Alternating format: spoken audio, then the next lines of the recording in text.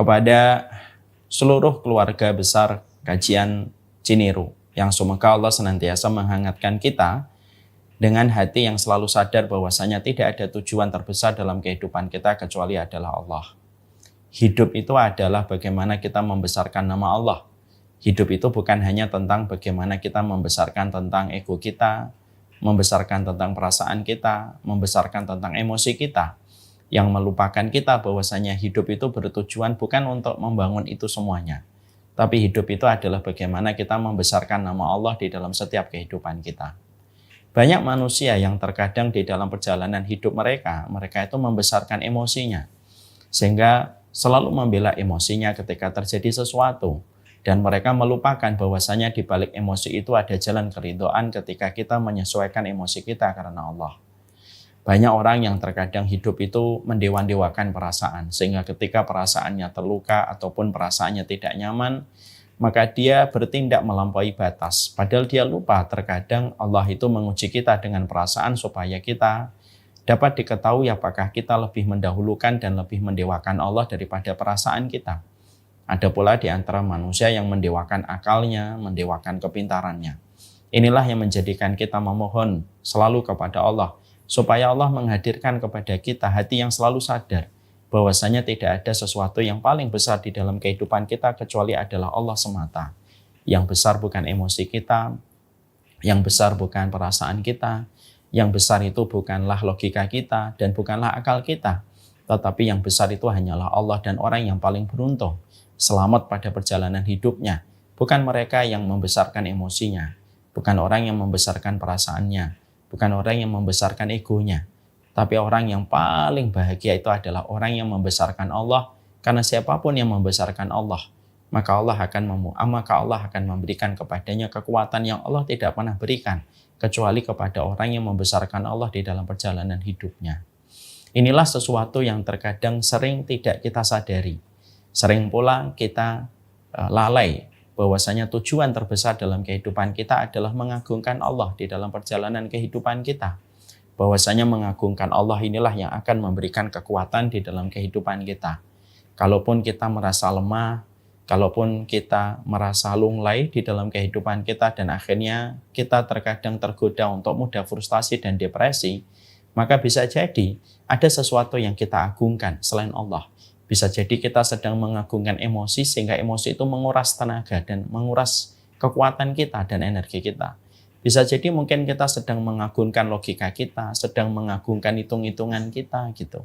Lalu menjadikan kita lupa bahwasanya semua itu hanyalah menghabiskan energi, menguras kekuatan di dalam kehidupan kita, dan tentunya justru semakin menjadikan kehidupan kita mudah terpuruk dan mudah terperosok dan terkubur di dalam masalah yang kita dapatkan.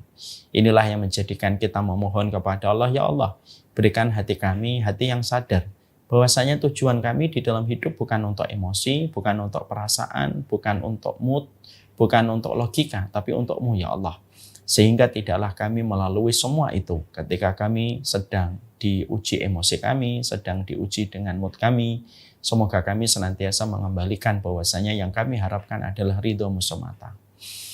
Inilah perkara yang senantiasa kita mohonkan kepada Allah. Semoga Allah memberikan kepada kita hati yang senantiasa sadar. Tidak ada perkara yang paling besar kita agungkan kecuali adalah Allah semata. Alhamdulillah, tentunya senantiasa kita menata kesyukuran kita kepada Allah atas setiap nikmat yang Allah berikan kepada kita dan setiap anugerah yang Allah berikan kepada kita. Betapa besarnya nikmatnya Allah terus bercucuran di dalam kehidupan kita, dan nikmatnya Allah itu lebih sering daripada curahan air hujan yang turun di atas muka bumi ini. Saking begitu sempurnanya nikmatnya Allah diberikan kepada kita, sampai-sampai tidak ada kenikmatan itu yang turun kecuali semuanya diatur oleh Allah dengan sebaik-baik pengaturan dan tidak melalui mekanisme apa yang kita minta. Ada kenikmatan yang terkadang kita minta lalu Allah hadirkan. Tapi banyak kenikmatan yang terkadang tidak pernah kita minta tetapi Allah tetap berikan kepada kita walaupun kita tidak pernah meminta. Saking sempurnanya nikmat itu mengalir pada kehidupan kita. Kita tidak pernah ikut-ikutan ngatur jantung kita berapa kali berdetak. Kita tidak pernah mengatur berapa kali ginjal kita harus memompa setiap darah ataupun memompa airnya. dan sekelumit apa yang dikerjakan oleh organ tubuh kita. Tapi ternyata semua organ tubuh itu bekerja sesuai dengan perintahnya Allah. Walaupun kita tidak pernah cawe-cawe untuk mengikuti dan membantu mengurusi itu semuanya. Itu menjadikan kita harus paham, kita harus mengerti. Allah itu bukan hanya memberi nikmat, tapi Allah itu menyempurnakan kenikmatan. Sehingga banyak kebaikan yang Allah hadirkan di dalam kehidupan kita, Allah berikan pada kehidupan kita. Semata-mata Allah berikan itu pada kehidupan kita karena sempurnanya Allah ketika merawat kita sebagai makhluknya. Inilah yang menjadikan kita bersyukur, kita beruntung, kita telah menyembah kepada Allah, kita beruntung, Allah yang memberikan kenikmatan, dan kita pun sangat beruntung bahwasanya Allah menyempurnakan semua kenikmatannya di dalam kehidupan kita. Hati dan jiwa yang senantiasa mendapatkan kelapangan dimulai ketika hati dan jiwa selalu bersyukur terhadap setiap nikmat yang Allah anugerahkan di dalam kehidupan mereka. Semoga Allah memberikan kepada kita hati yang bersyukur, jiwa yang bersyukur, supaya kita mendapatkan kelapangan, supaya pula kita mendapatkan kecukupan di dalam perjalanan hidup kita. Di atas materi ada materi yang lebih banyak, di atas jabatan ada jabatan yang lebih tinggi, di atas posisi ada posisi yang lebih tinggi, karena perkara-perkara itu tidak ada limitnya. Tapi kalau kita sudah membahas kecukupan, membahas kelapangan, kecukupan itu hak prerogatifnya Allah. Dan itu Allah berikan hanya kepada mereka yang bersyukur kepadanya di dalam setiap urusan. Semoga kita menjadi hamba yang bersyukur kepada Allah Subhanahu wa Ta'ala. Kita pada kesempatan hari ini akan melanjutkan tentang materi kita pada kesempatan ini, yaitu membahas tentang orang-orang yang dicintai oleh Allah Subhanahu wa Ta'ala. Kita tentunya paham bahwasanya 40 karakteristik mereka yang dicintai oleh Allah itu merupakan sebuah materi supaya kita tahu apa materi-materi yang bersifat shortcut yang bisa menjadi jalan pintas kita untuk meraih rahmatnya Allah. Tidak setiap amal itu memiliki kedudukan sebagaimana kedudukan yang sama, karena setiap amal itu berbeda-beda. Ada amalan yang terutama, ada amalan yang utama, ada amalan yang biasa, ada amalan yang kecil. Dan kita fokus bagaimana kita melakukan amalan-amalan yang paling besar tanpa kita meremehkan amalan kecil, supaya kita segera bisa menjemput rahmatnya Allah dan bisa segera menjemput ridhanya Allah di dalam perjalanan hidup. Dan inilah yang menjadikan kita membahas 40 karakteristik mereka yang dicintai oleh Allah Subhanahu wa Ta'ala. Kita akan melanjutkan part selanjutnya. Kemarin kita telah membahas bahwasanya di antara orang yang sangat dicintai oleh Allah dan mereka menjadi wali-walinya Allah di dalam kehidupan di dunia, wali-walinya Allah itu memiliki sifat bahwasanya mereka senantiasa begitu mudah ketika mereka berderma, dan mereka menjadi hamba Allah yang sangat bermurah hati kepada sesama. Ini menjelaskan kepada kita bahwasanya kehidupan kita sebagai seorang manusia tidak akan sempurna sampai kita menjadi orang yang paling banyak memberikan manfaat dan paling banyak bermurah hati kepada sesama muslim ataupun kepada sesama manusia di dalam perjalanan hidup. Penting untuk kita mengerti dan penting pula untuk kita fahami bahwasanya agama kita bukan agama egosentris yang hanya menekankan dan memprioritaskan bagaimana kita beribadah kepada Allah di dalam kita melaksanakan ibadah tersebut. Tapi agama kita itu agama yang senantiasa mengajarkan kepada kita tentang kepedulian dan empati. Makanya amal yang memberi manfaat kepada orang lain itu jauh lebih baik daripada amal yang kita bangun hanya untuk pribadi kita dan untuk diri kita sendiri. Kenapa? Sekali lagi, agama kita bukan agama egosentris. Agama kita itu adalah agama yang membangun kepedulian dan agama yang membangun bagaimana kita senantiasa memberi manfaat, menebarkan maslahat, dan kita tidak melukai kehidupan orang lain, terutama kehidupan orang beriman. Itulah agama kita. Berulang-ulang sering saya menyampaikan pula bahwasanya di dalam agama kita ada sebuah hadis yang sahih yang membuat kita ini semuanya harus merenung. Ketika Nabi mengatakan, sesungguhnya kamu ketika membantu urusan saudaramu selama 1 hari, maka lebih aku cintai apa yang kamu lakukan itu ketika memberikan manfaat kepada saudaramu selama 1 hari, itu lebih aku cintai daripada kamu iktikaf di masjidku ini selama 1 bulan. Sembari Nabi mengarahkan telunjuknya ke arah Masjid Nabawi. Di situ kita mendapati kenapa itikaf selama 1 bulan di Masjid Nabawi. Kenapa itikaf selama 1 bulan? 1 bulan di Masjid Nabawi itu kalah argonya dibandingkan dengan orang yang membantu saudaranya selama 1 hari. Di situ kita mendapati bahwasanya apapun amalan yang kiranya memberi manfaat kepada orang itu lebih dicintai oleh Allah daripada amalan yang hanya sekiranya amalan itu memberikan efek kepada pribadinya dia sendiri. Itikaf 1 bulan di Masjid Nabi, maka yang merasakan efek kenikmatannya hanya dia sendiri. Tapi ketika dia membantu saudaranya, walaupun cuma 1 hari, yang merasakan efeknya itu orang lain. Dan Allah paling senang ketika amal yang kita lakukan, aktivitas yang kita kerjakan memberi manfaat kepada orang lain. Dan itu lebih dihargai oleh Allah dibandingkan amal yang kita bangun untuk pribadi kita sendiri. Ini harus menyadarkan kita dengan sepenuh-penuh kesadaran. Bahwasanya kalau gitu, setiap mukmin itu bukan hanya dia berpikir egois. Dia hanya berpikir amalnya. Memang kita harus berpikir sholat duha kita berpikir tentang dzikir kita berpikir tentang tahajud kita. Tapi tidak boleh hanya berhenti di situ. Amalan-amalan itu harusnya berkoma. Ada amalan lain yang harus dia lakukan. Apa amalan yang kiranya pada hari ini saya memberikan manfaat kepada orang. Karena pada dasarnya itu amalan yang besar ketika memberi manfaat kepada orang lain. Ilustrasi gampangnya. Kalau ada salah satu jamaah saya, dia melaksanakan umroh. Lalu saat itu beliau pamit sama saya. Ini ilustrasi saja. Beliau pamit kepada saya dan mengatakan, saya mau pergi umroh. Saya mau itikaf Ustadz selama 1 bulan. Saya berkata, iya Pak, hati-hati. Moga-moga selama 1 bulan Bapak diberikan kesehatan. Karena bertahan di Masjid Nabawi, tidak keluar di Masjid Nabawi, dan hanya bertahan di masjid doang tanpa keluar dari masjid itu bukan perkara yang gampang, itu perkara yang berat. Saya mengatakan, selamat ya Pak, semoga sehat-sehat saja selama 1 bulan. Lalu tiba-tiba telepon saya berdering. Dan ada salah satu adik kelas saya mungkin berkata, Ustadz, ya saya ingin pergi ke Palu karena baru saja ada gempa. Misalkan ini kejadian beberapa tahun yang lalu. Saya lalu berkata, berapa lama antum di Palu? Ya untuk gawat darurat karena baru saja terjadi gempa misalkan, ya mungkin saya akan di Palu minimal 7 hari Ustadz.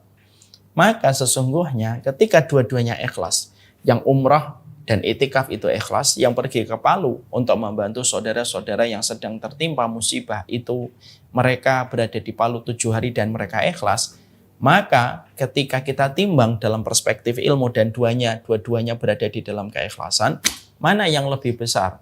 Yang paling Allah cintai di antara keduanya. Maka yang paling besar, yang Allah cintai di antara keduanya itu adalah mereka yang ada di Palu. Karena 7 kali itu, 7 hari dikalikan 30. Berarti sama dengan 210 hari dia itikaf di Masjid Nabi tanpa dia keluar dari Masjid Nabi. Bukan hanya 30 hari, tapi 210 hari. Itu menunjukkan kepada kita ini adalah agama kita. Agama kita itu agama yang agama ini memberikan kepada kita manfaat. Makanya salah besar. Dan bisa jadi ini menjadi sebuah presiden yang tidak baik. Kalau banyak muslim itu menganggap bahwasanya yang paling terbaik itu adalah amalan makhdoh. Yang dia kerjakan sendiri, yang dia lakukan sendiri. Tapi dia tidak pernah empati, tidak pernah simpati, dan tidak pernah mengulurkan manfaat dan menebarkan maslahat kepada orang. Bukan ini cirinya umatnya Nabi, bukan ini. Tapi cirinya umatnya Nabi SAW adalah mereka senantiasa memberikan manfaat, menebarkan kasih sayang, menjadi orang yang bermurah hati ketika dia memberi manfaat dengan hartanya, dengan tenaganya, supaya dia bisa memberikan kebaikan kepada orang lain. Maka inilah yang dicari dari umatnya Nabi Muhammad hari ini. Ya, hari ini banyak sekali orang yang beribadah tetapi ego dengan ibadah dia sendiri. Padahal ibadah pun tidak boleh ego. Ibadah itu tidak boleh hanya untuk memenuhi ambisi kita dan memenuhi keinginan kita. Ibadah pun salah satunya adalah ibadah itu harus terbangun bagaimana selain ibadah yang kita lakukan, ibadah ini pun harus memberikan kepada kita sebuah dorongan supaya kita memberi manfaat kepada orang.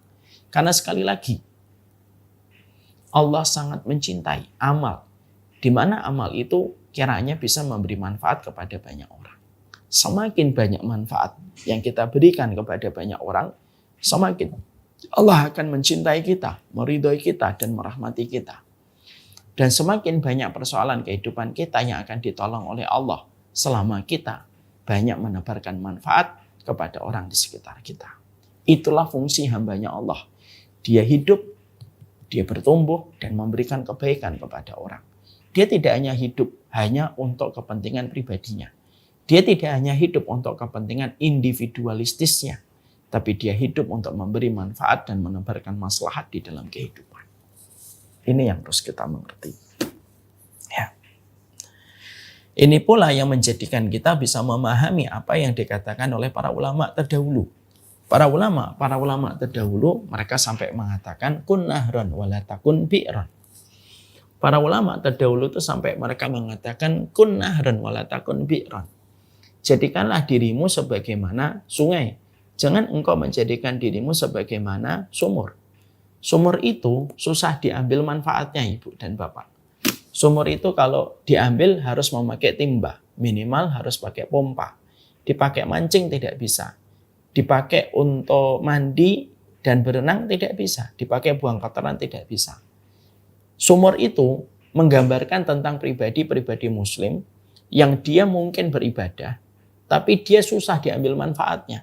Dimintain tolong, tidak bisa.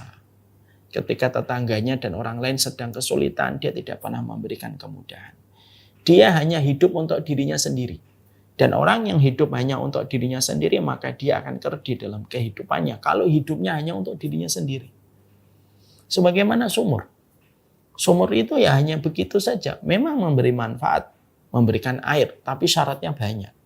Syarat itu yang menjadikan akhirnya dia sulit untuk memberikan manfaat kepada orang lain. Beda dengan sungai. Sungai itu mudah memberi manfaat kepada orang di sekitar. Itu sungai. Kalau kita melihat sungai, sungai itu ketika diambil airnya tidak usah pakai pompa. Tidak usah pula memakai timba. Ketika kita ingin memanfaatkan sungai, tidak usah juga kita itu bersusah payah. Mandi bisa, berenang bisa, memancing bisa, bahkan membuang kotoran pun sungai itu akan mengalir ke tempat yang jauh. Untuk memberi arti kepada kita bahwasanya kehidupan kita harus diwakili sebagaimana seorang muslim yang berkarakter dan berfilosof sebagaimana sungai. Dia mudah memberi manfaat. Orang di sekitarnya mendapatkan manfaat dari senyumannya, mendapatkan kelegaan ketika dia mengucapkan kalimat-kalimat yang baik, mendapatkan rasa gembiranya ketika dia mengeluarkan humornya tidak menyakiti, ketika dia juga menjaga perasaan orang, dan dia mendapatkan kemudahan ketika mendapatkan kesulitan, orang itu akan memberikan kepada kita setetes pertolongan untuk kita. Itulah harusnya kehidupan ideal seorang muslim, sebagaimana filosofnya air sungai. Terus memberi manfaat dan tidak boleh sebagaimana sumur yang begitu sulit diambil manfaatnya. Maka pada dasarnya muslim pun secara filosof air dan sumur yang dikatakan oleh para ulama, sebenarnya muslim pun terbagi menjadi dua. Ada muslim yang pada dasarnya setelah dia beribadah kepada Allah, sudah menyadari tujuan hidupnya, lalu dia tidak lagi berada pada kubang dan jurang kemaksiatan, maka mereka sudah memperbaiki hidupnya. Ketika memperbaiki hidupnya ada dua. Ada tipe seorang muslim, dia fokus ibadah mahdhah, tapi sulit untuk mendapatkan kebaikan dari dirinya. Dia masuk ke rumahnya, tidak pernah keluar, tidak pernah bersosialisasi, tidak pernah berinteraksi, tidak pernah tahu ada tetangganya yang lapar, tidak pernah tahu masalah yang dihadapi oleh warga di sekitarnya, tidak pernah tahu masalah yang dihadapi oleh dakwah. Yang penting dia sholat, ke masjid, pulang. Sholat, pergi ke masjid, pulang. Masalah yang dihadapi oleh ibunya tidak ngerti. Masalah yang dihadapi keluarga besarnya pun dia tidak pernah memberikan pertolongan. Dia hanya fokus antara dia dengan ibadah yang dia tujukan. Ada pribadi muslim itu tidak sedikit sebagaimana karakternya, sebagaimana karakter sumur. Begitu susah diambil manfaatnya. Kalaupun bisa diambil manfaatnya itu begitu sulit dan tidak mudah. Ada seorang muslim setelah memperbaiki jalan hidupnya, maka Allah memberikan kepadanya jalan kemudahan. Dia memperbaiki hidupnya, dia memperbaiki ibadahnya, tetapi dia begitu mudah memberi manfaat kepada orang. Dia mudah memberi manfaat kepada orang. Dia pergi ke masjid, tapi setiap dia di masjid, dia bersosialisasi dengan tetangganya, dan dia bertanya apa masalah yang mungkin dia bisa berikan. Ketika ada tetangganya butuh bantuan, dia datang. Ketika tetangganya ada yang sakit, dia datang membawa makanan. Ketika ada orang yang meninggal dunia, dia sigap untuk mendatanginya dan memberikan bantuan sesuai dengan kemampuannya. Itu semuanya merupakan pribadi seorang muslim selayaknya air sungai yang begitu mudah memberi manfaat. Kita, keluarga besar Ciniru, kita ini berada di antara dua ini. Kita berada di antara dua ini. Kita bisa memilih sebagaimana filosof kita, sebagaimana sumur. Kita ngaji, pulang ke masjid, pulang. Nggak peduli apapun yang terjadi. Dan tidak pernah memberi manfaat kepada orang. Bahkan keluarga kita pun tidak mendapatkan manfaat dari kita sedikit pun. Atau kita yang kedua, kita tetap memperbaiki kehidupan kita, ibadah kita kepada Allah, kita ke masjid, tapi kita bersosialisasi, kita ikut taklim, tetapi kita juga ikut merasakan apa yang sedang dirasakan oleh orang di sekitar kita. Lalu kita mencoba untuk membantu, mungkin membantu kita, membantu urusan dakwah, sama-sama meringankan beban dakwah, ataupun kita bisa merasakan dan memberikan empati kepada keluarga di sekitar kita dan warga yang ada di sekitar lokasi kita bertinggal. Dan itulah yang harusnya kita miliki. Karena umatnya Nabi hari ini secara kasar itu terbagi menjadi dua kelompok ekstrem, dua kelompok ini. Ada yang mengikuti kelompok yang pertama, ada yang mengikuti kelompok yang kedua. Dan kalau kita mengikuti panduan sunnah sebagaimana hadis yang tadi kita dengarkan dari baginda Nabi, maka tidak ada panduan sunnah kecuali panduan sunnah itu menuntun kita supaya tidak masuk kepada kelompok yang pertama, tetapi masuk kepada kelompok yang kedua. Yang kiranya kita itu suka berderma dan kita bermurah hati kepada sesama saudara kita. Itulah poin penting dalam poin ini. Sebelum nanti kita bahas bagaimana keutamaan mereka yang berderma. Jadi inilah yang menjadikan kita akhirnya memahami betul bahwasanya kebaikan kita tidak hanya diukur dari seberapa seringnya kita melakukan sholat. Kebaikan kita memang diukur dari seberapa seringnya kita melakukan sholat, tetapi kebaikan kita pun diukur seberapa banyak orang mendapatkan manfaat dari kita. Memang begitu. Saya contohnya Bapak dan Ibu. Saya itu orangnya introvert. Orangnya introvert. Kalau lebih tepatnya ambivert lah. Ya saya itu aslinya introvert tapi harus berhadapan dengan banyak orang. Kadang-kadang kita itu ketika ada yang konsultasi, kita ini memberikan waktu tidak sedikit. Kadang setengah jam, kadang 1 jam, kadang juga 2 jam belum tentu cukup. Terkadang ada kayak bisikan setan saya ngerasa itu. Lebih baik baca kitab, lebih baik kita tilawah gitu. Tapi kalau kita tidak paham ilmunya, kita akan menuruti perasaan kita. Ya sudah lebih baik tilawah deh. Daripada kita harus menghadapi konsultasi orang. Padahal konsultasi orang bisa jadi orang yang datang berkonsultasi. Walaupun terkadang mereka datang tidak sesuai dengan jadwal ataupun belum pernah mengajukan jadwal tiba-tiba datang. Dan kita pikirkan itu adalah membantu mereka sampai akhirnya mereka lega dengan masalah yang mereka jumpai. Terkadang ini lebih dicintai oleh Allah daripada kita sekedar tilawah, daripada kita sekedar membaca kitab. Tapi ternyata ketika membaca kitab, manfaatnya hanya kembali kepada diri kita. Nah, sekali lagi inilah yang menjadikan kita memahami betul betapa pentingnya kehidupan kita itu membangun kehidupan akhlak. Dan salah satu akhlak kita apa? Memberi manfaat kepada orang lain. Itulah salah satu karakter tertinggi pada kehidupan sunnah. Salah satu karakter tertinggi pada kehidupan sunnah itu memberi manfaat kepada orang banyak. Semampu kita. Sesuai dengan kemampuan dan kekuatan yang Allah berikan kepada kita. Saya akan sampaikan kisah nyata Ibu dan Bapak. Saya pernah ketika akan memasukkan salah satu anak saya ke sekolahan, saya diajak ngobrol dengan salah satu gurunya. Guru ini menceritakan tentang sebuah kisah nyata. Di dalam kelas yang beliau ampu ketika beliau menjadi wali kelasnya, beliau berkata, "Ustadz tahu, saya pernah mendapati sebuah kisah nyata, saya ingin sharing kisah nyata ini kepada antum, supaya ada pelajaran yang bisa antum pahami dan mungkin antum bisa sharing kepada yang lain." Saya tanya, "Gimana Pak Ustadz?" Gitu. Saya berkata kepada beliau, guru ini atau ustadz ini yang menjadi wali kelas pada sekolahan yang saya akan menyekolahkan anak saya. Dia berkata, di sekolah saya itu ada 2 murid yang berbeda. Murid yang pertama, muridnya pintar sekali, hafalannya banyak. Dan dia dinobatkan sebagai siswa di kelas kaya yang paling banyak hafalannya, melejit daripada yang lainnya. Ada yang kedua, ada anak yang kedua tidak sebanyak hafalan sebagaimana yang pertama, tapi orangnya mudah membantu, orangnya lembut, akhlaknya baik, tidak tega ketika melihat temannya membutuhkan pertolongan, paling empati sama guru kalau gurunya sudah datang ke kelas. Ini yang kedua, hafalannya tidak sebanyak yang pertama. Hafalannya tidak sebanyak yang pertama. Satu waktu tiba-tiba qadarallahu ma yasha. Tiba-tiba yang terjadi itu adalah 2 siswa ini, 2 murid saya ini, dua-duanya jatuh sakit. Dua-duanya jatuh sakit berbarengan pada hari yang sama. Ketika saya mengabsensi, saya mendapati fulan yang pintar ini sakit, fulan yang tidak terlalu pintar ini juga sakit. Ketika akhirnya kami menyampaikan materi, pelajaran, akhirnya waktu istirahat, baru saja waktu istirahat datang, maka sebagian besar dari anak-anak siswa saya di kelas itu langsung menghampiri saya dan berkata, Pak Ustadz, iya, yuk kita jenguk yuk fulan ini, kita jenguk teman kita yang sakit ini yuk Pak, nanti habis pulang sekolah kita mampir sebentar ke rumahnya boleh nggak? Kita pengen jenguk dia sebentar aja gitu. Ternyata siswa-siswa yang ada di kelas saya saat itu, mereka menyebutkan nama satu siswa yang mereka ngebet sekali untuk menjenguknya.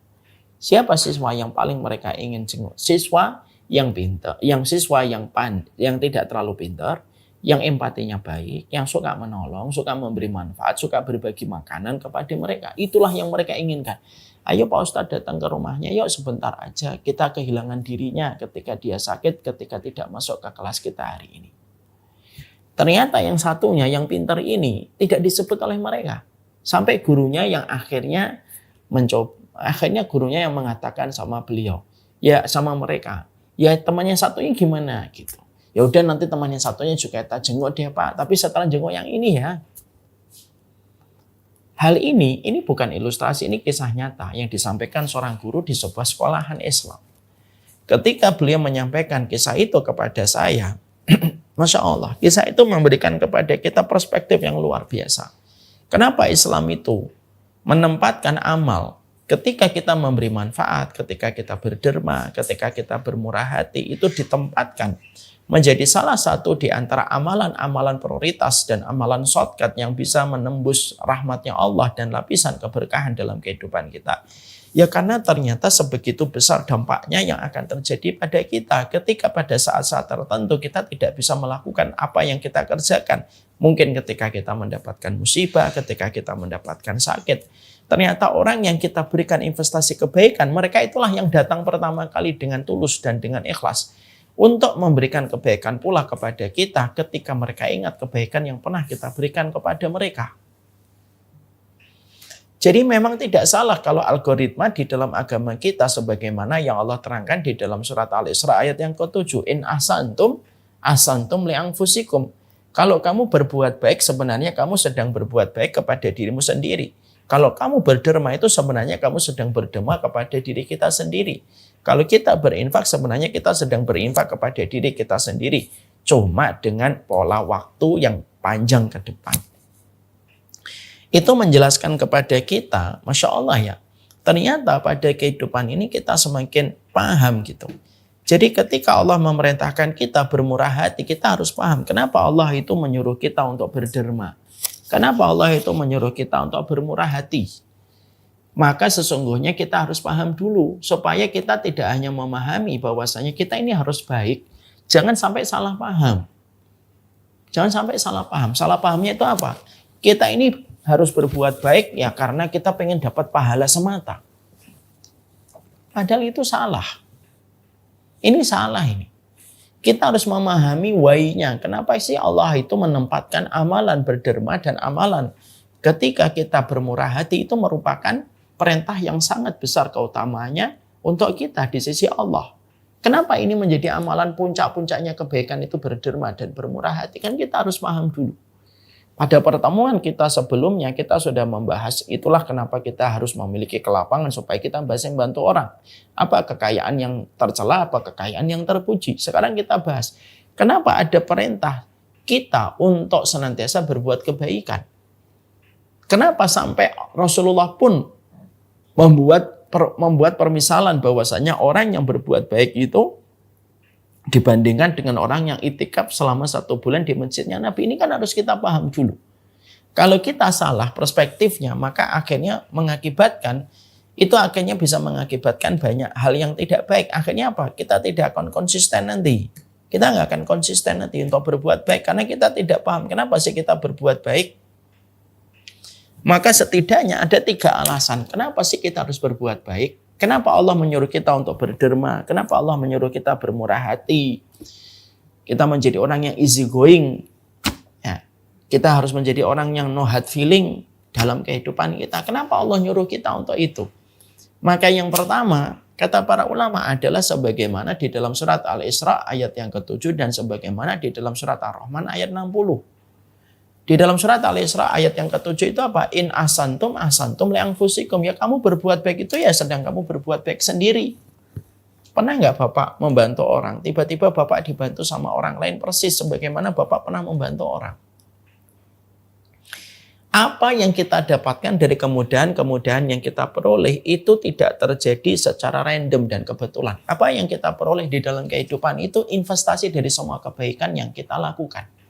Dan berulang-ulang sering saya menyampaikan, hidup itu kayak algoritma media sosial. Kalau kita membuka di timeline kita bola, maka timeline kita akan penuh dengan bola. Kalau kita membuka di feed kita, kalau kita membuka di feed kita bola, seluruh timeline kita akan penuh dengan bola.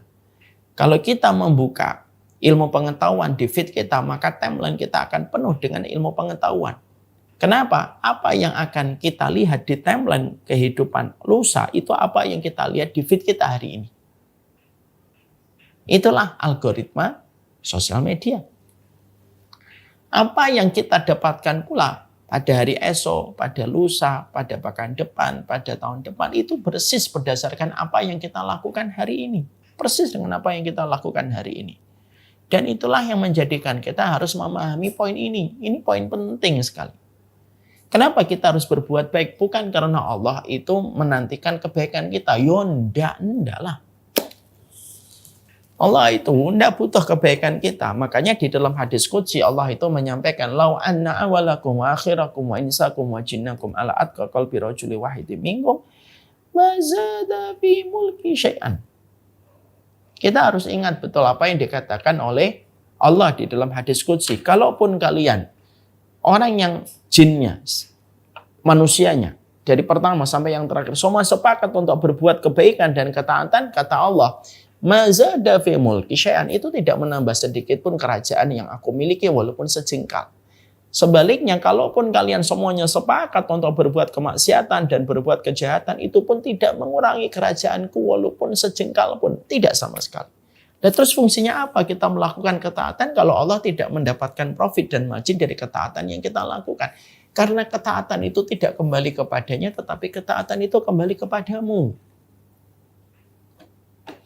Kalau kamu berderma, Allah akan membuka banyak hati-hati yang kaku. Ketika mereka mendapatkan manfaat dari harta yang kamu berikan kepadanya, hati-hati yang kaku itu tidak akan menyulitkan kehidupanmu di masa mendatang ketika di satu waktu kamu harus berhadapan dengan orang itu. Atau bisa jadi Allah membukakan hati-hati yang lain sebagaimana kita pernah membuka hati orang yang kita berikan kebaikan dari harta kita. Makanya dalam surat Ar-Rahman ayat 60 kan begitu indah. Hal jazaul ihsan ilal ihsan. Tidak ada balasan atas setiap perbuatan baik kecuali perbuatan baik. Kan begitu. Orang yang tidak pelit kepada ibu dan bapaknya akan mendapati anaknya tidak akan pelit kepadanya sebagaimana dulu dia tidak pelit kepada ibu dan bapaknya. Sebagaimana itulah ihsan. Itulah ihsan di dalam kehidupan kita. Sehingga akhirnya disitulah kita memahami kenapa kita harus berbuat baik di dalam kehidupan kita. Kenapa kita harus berderma dengan harta yang kita kumpulkan. Silakan bekerja. keras, silahkan untuk mengambil kekayaan. Selama dengan niatan kekayaan itu kita akan pakai untuk berderma dan bermurah hati kepada sesama muslim, silahkan, tidak ada masalah. Dan kita harus paham why-nya yang pertama. Kenapa kita harus berbuat baik? Karena kebaikan kita itu datang disebabkan karena kebaikan yang pernah kita berikan. Karena hidup itu investasi dari apa yang kita pernah perbuat. Kalau dalam pelajaran bahasa Indonesia di waktu kita kecil, apa yang kita tanam, itulah yang kita tuai. Begitulah. Begitulah mekanisme kehidupan kita. Tidak lebih, tidak kurang. Tidak lebih, tidak kurang. Sehingga akhirnya menjadikan kita memahami betul. Inilah yang menjadikan kita paham. Supaya apa? Kita berangkat dari titik tolak yang benar di dalam kehidupan kita. Titik tolaknya itu apa? Titik tolaknya itu yaitu adalah jangan pernah kita. Titik tolaknya itu adalah janganlah kita pernah merasa bahwasanya kalau kita berbuat baik, perbuatan baik itu hanya untuk Allah. Enggak. Perbuatan baik itu akan kembali kepada diri kita dalam wujud-wujud yang sama atau wujud yang lebih dari apa yang kita lakukan. Orang tidak akan pernah menikmati manasnya mangga kalau dia tidak pernah menanam benihnya mangga. Itu bahasa kasarannya semacam itu. Orang tidak akan pernah merasakan nikmatnya rambutan kalau dia tidak pernah menanam rambutan. Ini ibarat kasarnya, jangan nanti dijawab, lah saya kan bisa beli Ustaz. Lah beli itu kan termasuk kamu berikhtiar kan? Artinya, kalau kita ingin merasakan manisnya rambutan, manisnya mangga, bersusah payahlah ketika memberi kebaikan, bersusah payahlah ketika kita terus bermurah hati, karena kemurahan hati kita akan berdampak kepada kebaikan yang kita peroleh dan kita dapatkan. Ini yang pertama. Yang kedua yang kita harus mengerti adalah, kenapa kita harus berbuat baik, berderma, dan kita akan bermurah hati? Karena sesungguhnya kebaikan itu bukan hanya berdampak kepada setiap kebaikan yang akan kita peroleh, tetapi sesungguhnya setiap kebaikan itu menjadi pemadam setiap bala dan menjadi pemadam setiap musibah yang akan terjadi di masa mendatang. Allah memadamkan setiap bala dan Allah memadamkan setiap musibah persis berdasarkan kepada apa yang pernah kita tanam di dalam kebaikan kita. Karena kita pada kehidupan tidak akan pernah lepas dari bala dan musibah. Siapa yang akan meringankan bala dan musibah itu? Apa perkara yang meringankan bala dan musibah? Dan apa perkara yang menghindarkan kita dari bala dan musibah? Ya perbuatan baik yang kita lakukan dan perbuatan baik yang kita kerjakan. Itulah kenapa Nabi Muhammad diperintahkan memiliki akhlak yang baik sebelum beliau memikul tugas kenabian ketika menjadi seorang Rasul. Karena perbuatan baiknya Nabi yang akhirnya melembutkan hati setiap para sahabat beriman. Dan kelembutan hati para sahabat ketika mereka itu beriman yang menjadikan akhirnya Nabi itu mendapatkan banyak pertolongan dari para sahabat ketika mengemban tugas dakwah, ketika menyampaikan risalah kenabian kepada kehidupan manusia. Kita harus ingat pada surat Asy-Syura ayat 30. Wa ma asabakum min musibatin fabima kasabat aydikum wa ya'fu an katsir. Tidak ada musibah yang menimpa kepadamu kecuali apa yang kamu lakukan sendiri. Dan Allah mengampuni sebagian besar dari kesalahan yang pernah kita kerjakan dan pula kita lakukan. Itu memberikan arti kepada kita, Masya Allah ya. Betapa besarnya kehidupan kita itu. Betapa banyaknya kemungkinan perkara yang akan kita hadapi di masa mendatang. Cara kita untuk mengantisipasi dan mewaspadai setiap musibah yang bisa menimpa kepada kehidupan kita itu apa? Cara mewaspadainya itu sederhana. Pastikan bahwasanya dirimu melakukan kebaikan karena kebaikan itu merupakan perkara yang bisa menghindarkan kita dari bala dan musibah. Itulah yang Allah tetapkan dalam kehidupan kita. Ya. Ada sebuah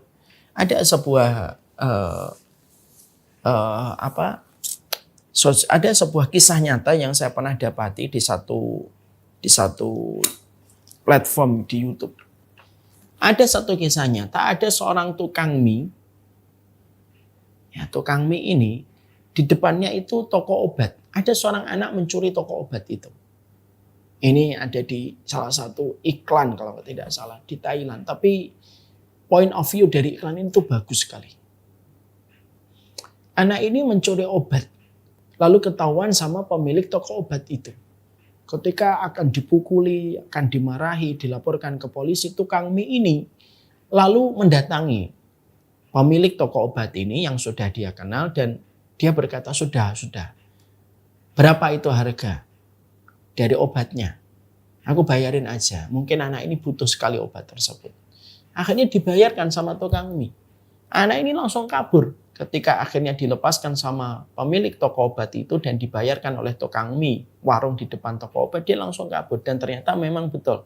Dia dari keluarga miskin ketika ibunya lagi sakit. Peristiwa ini akhirnya berlalu sampai 20 tahun berikutnya. Ternyata anak kecil ini sudah menjadi dokter. Dan tukang mie ini tetap jadi tukang mie di warung mie-nya. Satu waktu akhirnya beliau ambruk, terkena stroke. Naudzubillahi min dzalik, nasallallahu salamah wal afiyah. Dan akhirnya ketika dirawat, dia membutuhkan dana yang besar. Keluarga dari tukang mie itu tidak bisa untuk membayar. Karena saking besarnya biaya yang harus dihadapi. Ternyata anak kecil yang pernah ditolong oleh tukang mie ini sekarang sudah menjadi dokter spesialis. Dan ketika dia melihat tukang mie itu, dia tidak pernah lupa bahwasanya tukang mie ini adalah orang yang pernah memberikan bantuan kepadanya dan membayarkan obat. Ketika dia mencuri obat itu karena terpaksa. Maka seketika seluruh bil yang ada di rumah sakit itu ditangani oleh dokter dan dikatakan di dalam tulisan itu, ini telah dibayar 20 tahun yang lalu. Kisah ini inspiratif sekali.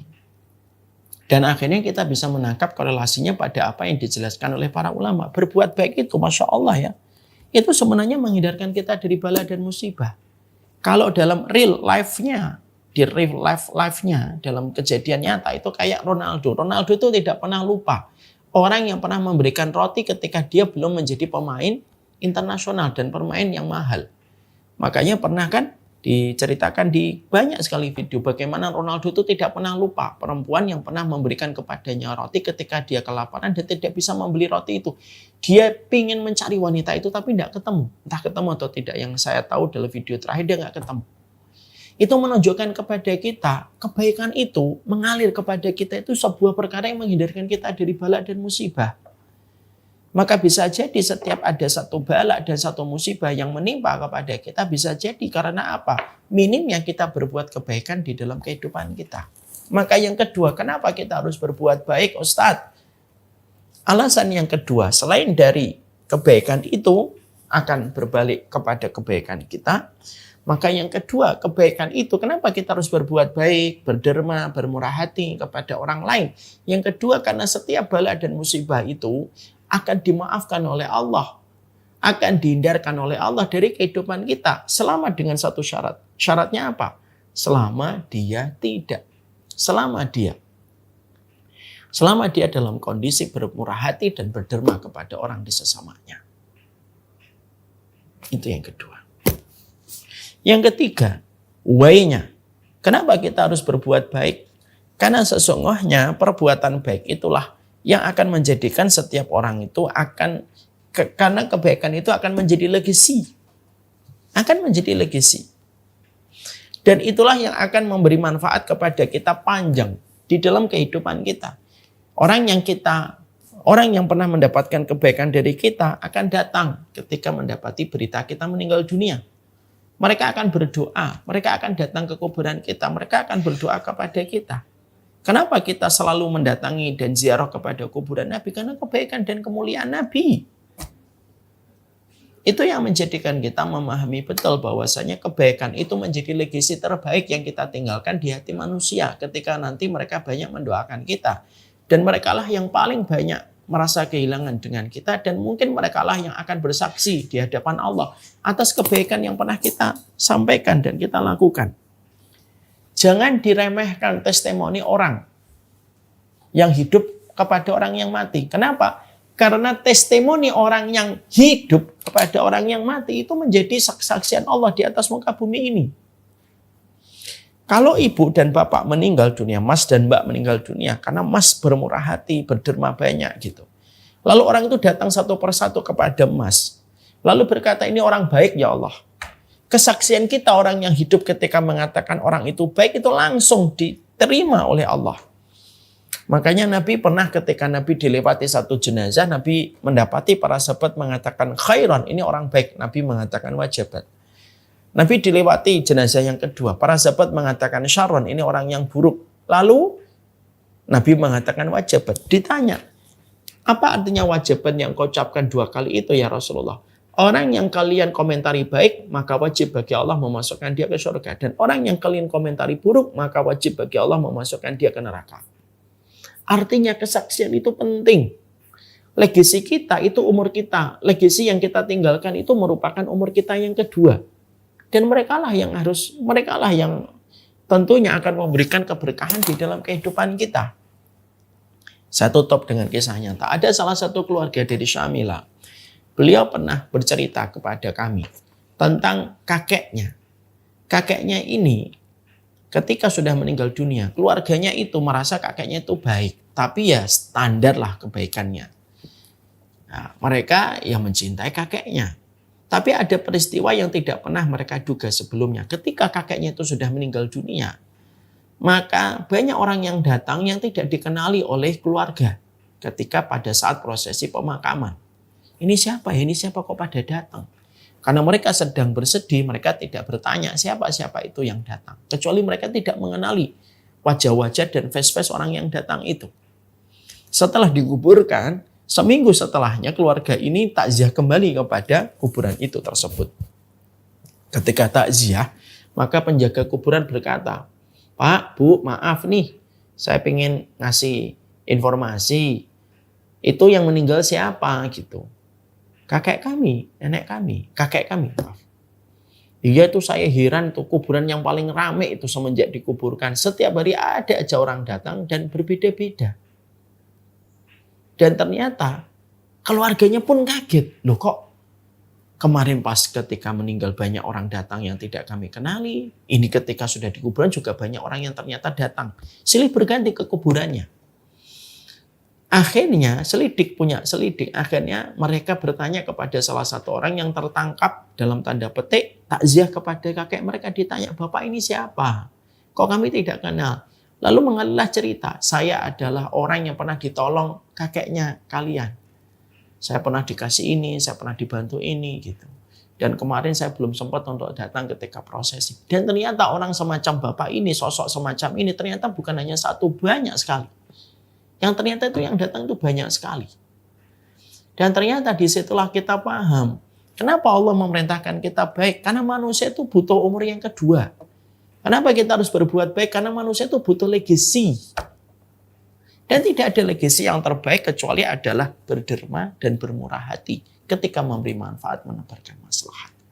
Jadi pada kesempatan hari ini kita belajar dulu. Kenapa sih kita disuruh untuk berderma yang banyak? Apakah Allah pengen nguras kekayaan kita? Enggak. Kenapa itu kita suruh bermurah hati untuk memberi manfaat sama orang? Apakah Allah pengen untuk memperbudak kita? Enggak. Ada 3. 1, karena algoritma kehidupan kita ditentukan apa yang kita lakukan. 2, karena sesungguhnya musibah di masa mendatang itu dapat dihindarkan dengan kebaikan yang kita kerjakan. Dan yang ketiga, karena kebaikan itu legasi kita dan menjadi umur kita yang kedua setelah kita diwafatkan oleh Allah. Sallallahu ala nabiyina Muhammad walhamdulillahirabbil alamin. Ini yang dapat saya sampaikan dalam pertemuan hari ini. Semoga keluarga besar Ciniru dan kami, setiap para penuntut ilmu harus mengerti semakin kita berbuat baik, sekali lagi bukan karena Allah yang dapat profit dari kebaikan yang kita lakukan. Kita berbuat baik karena sejatinya kebaikan itu mendatangkan 3 perkara yang terkadang banyak dari kita tidak menyadarinya.